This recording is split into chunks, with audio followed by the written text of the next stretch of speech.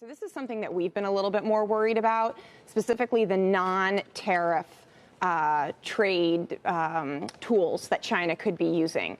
Things like nationalism, things like holding up tankers at ports, things like increased site visits and regulation.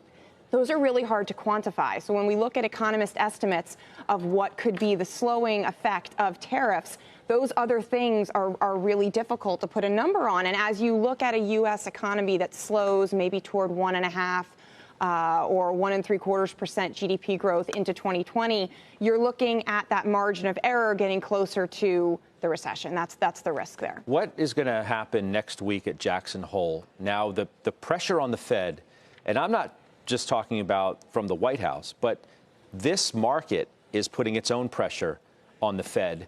What is it going to do? Yeah, everything's going to be all right in Jackson Hole next week. It's just everything's going to be great. I'm going to be fishing. And it's coordinated. You're going to be chased by bears. They're going to get together and they're going to hold hands and they're going to do a global policy. No, they're not. And it's not. It's going to be interesting. We're going to have. No, I know you are. We're going to have a good amount of discussion with a lot of Fed officials about how they're reacting to all of this right here. Expect them to say, Scott, it's not their circus.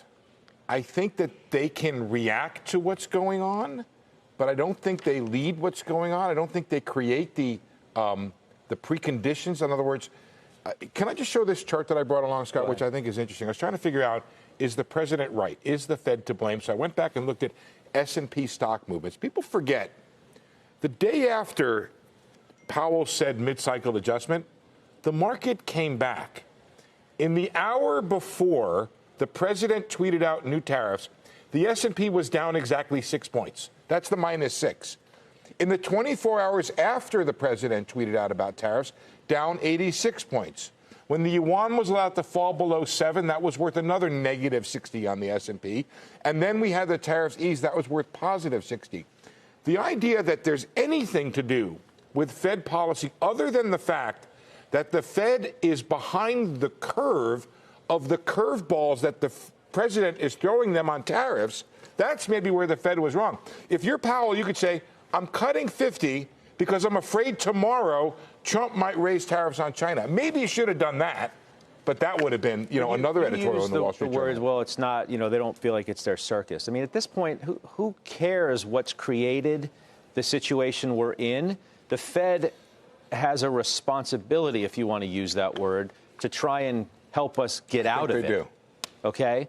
So that's what I want to know. What are they going to do to help us get out of it, whether they think it's their show or not?